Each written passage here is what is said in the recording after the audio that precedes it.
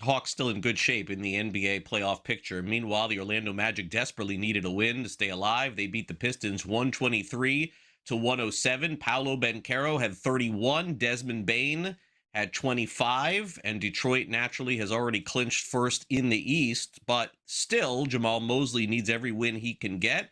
The Magic head coach talked about the win over the Pistons. They made a push, which every great team does. They're the number one team in the East for a reason. I mean, I watched them play against Oklahoma City with that same group and come back and get it tight. You know, got down from 21 at one point, did the same thing to Atlanta. So they're the number one team in the East for a reason. They won the East for a reason because they're not going to quit. And their ability to put pressure on you, get downhill, attack the basket, play with that level of confidence, that's what they've done. And our ability to withstand that run, knowing that teams go on runs, we've got to just continue to be smart about it, how we get down, when we get down or when we get up. We just got to continue to play our style of basketball. You mentioned the teams.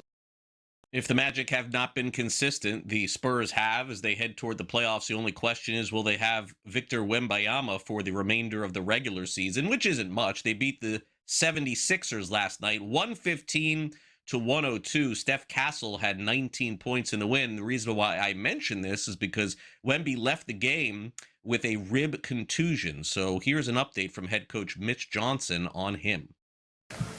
First things first, what do you know about Victor? What can you tell us? Nothing. That's not even placating anything. I'm not sure. I know he came back and he just didn't finish. And so at halftime, I was told he wasn't coming back, and I, honest to God, I haven't heard anything else up to this point. So clearly no sense of where it stands going forward? No, I think it would be a positive that he felt like he could come back, and he played the last 4 or 5 minutes of the half. So that's a positive from my perspective, but I have nothing.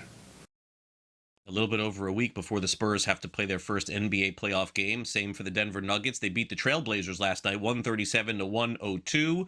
Jokic had a triple-double, 35 points, 14 rebounds, 13 assists. Also, the Cavs beat the Grizzlies without Donovan Mitchell and without James Harden. They made 29 three-pointers in the game last night, 142 to 126. Cleveland beats Memphis. In baseball, the Mets will be without Juan Soto for at least the next couple of weeks. He's got a calf strain. Ronny Mauricio has been called up from AAA. Soto hurt himself last Friday night in the Mets win against the Giants. Meanwhile, the Toronto Blue Jays struggling in a big way out of the gate after winning the American League last year. Dodgers beat them last night 14-2. Shohei Ohtani homered. So did Teoscar Hernandez and Freddie Freeman. Dave Roberts talked about the 14-run explosion after the game.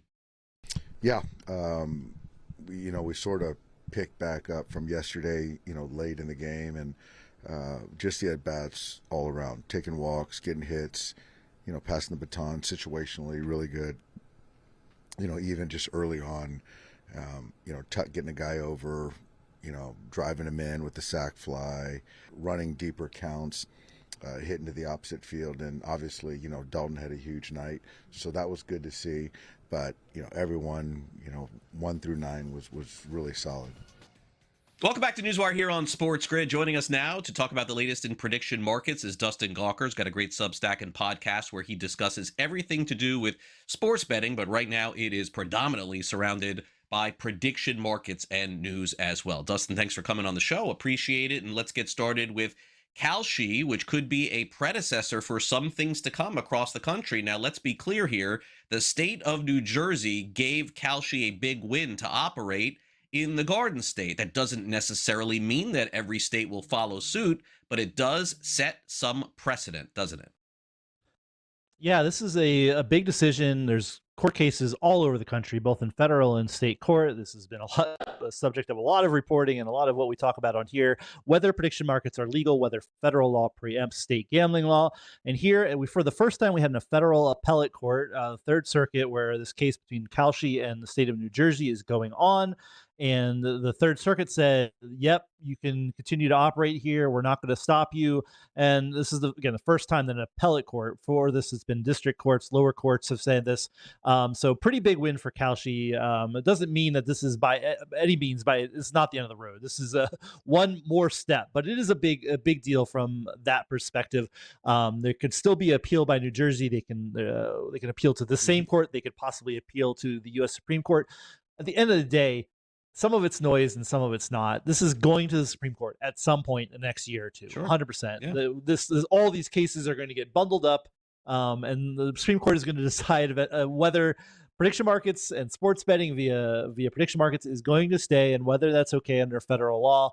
The court cases are not over. But it is a big milepost, a big win after prediction markets have been losing in a lot of lower courts to date. So interesting stuff out of there. There's also a case going on in Nevada right now where that appeal is being heard as well. And meanwhile, Dustin, the CFTC getting involved, of course, we reported this. I know you've been talking about it, suing a few different states to try and get them back operating. Arizona, Connecticut, very specifically, are two of those states. And, naturally, maybe that ruling in New Jersey, even though it has no bearing whatsoever on these, it couldn't hurt for them to see this. Yeah, I mean, they're going to point to this, say, look, the Third Circuit said this is okay. But yeah, what's different here is so far states have said cease and desist to Kalshi and other prediction market operators, saying you can't do this here. This is illegal sports gambling. Knock it off. Usually Kalshi and others have not knocked it off, and then they go sue the states. We've seen this dynamic change a little bit, and states are now suing Kalshi specifically, including in Arizona, where they actually brought criminal charges against Kalshi for operating in the state. And now we have this new dynamic where the Commodity Futures Trading Commission, which is the regulator of prediction markets and Kalshi, now suing states themselves. So this is a totally new legal front where they're saying, we're in charge here. What are you doing? You can't do this. You can't tell our prediction markets and our the companies that are under our purview, you can't stop. So now the CFTC has gone to 3 different states and actually filed suit themselves. This is the Trump administration, saying that they want to do this. The Department of Justice is involved as well in this and saying, we're going to try to protect our what we think is right, what we think is our remit. Our remit is to regulate prediction markets and allow them to operate, and states are infringing upon that. So yeah, new dynamic. The lawyers are getting paid. That's all I know, no matter what, like in all things in life, right? The lawyers are making some money. We're happy for them. Yeah, definitely so. But nobody is making money betting on 30-piece parlays here. This is a crazy story here coming from Kalshi promoting a parlay. Now, I got to tell you, Dustin, I kind of get wild here when I see these promotions of same game parlays of 4 and 5 legs, But 30 leg parlay promoted on their site, like, I mean, in the history of sports, there's probably never been a 30 leg parlay to hit. You hear about 8, 10, 12, 15. It's like, wow, what a miracle. What are they trying to accomplish here? Yeah, I don't know. Like, so Kalshi has started, the backstory of this is Kalshi has started offering promoted parlays. This is not new, right? Like, you and I will log into DraftKings or FanDuel, and you get some parlays. Like, LeBron says you should bet on this. Here's 3 or 4 leg parlays. Like, because we're all lazy, right? We don't like building a parlay is a pain in the butt. We just want to click a button and bet a parlay. Totally fine, right? Like, some people will criticize that and say, like, oh, the house wants you to lose. Yes, you're probably going to lose your parlay, no doubt about it. So Kalshi started doing this. You go to the sports tab on the app, and it's like, popular combos, or not parlays, in prediction markets parlance. So you could scroll past, again, a lot like the UX that we find on a sports book. And the first day they offer this, I'm looking, I'm like, it says 1, 2, 3 legs and 27 more. I'm like, they're not trying to get me to bet a 30 leg parlay, are they? And you click on it, and absolutely, they're trying to get you to bet a 30 leg parlay. No, a lot of favorites, a lot of but yeah, nobody is ever going to hit a 30 leg parlay. Was it like plus I forget what it was, plus 25,000 odds. But yeah, this is like, prediction markets are saying they're less predatory than sports books, that they're totally better and different. Like, meanwhile, they're trying to get you and I to bet on nonsense parlays that are never going to hit, and you're just donating. Sure, it's fine if we understand this to be gambling, understand this is just, I'm putting $1 to win a lot of money. I'm probably going to lose the dollar, but Sure. it is what it is. But when we also consider these are supposed to be serious financial platforms, like putting up 30 leg parlays, man. Yeah, like not even the sports, like FanDuel and DraftKings, crap they'd take if they started trying to promote 30 leg parlays. It would be a lot. So super interesting there. They've seemed to rein in how many legs they're putting on these promoted parlays now, but they are promoting them to their rank and file users. Well, if you thought that was a dumb story or, stupidity, I got a better one for you here.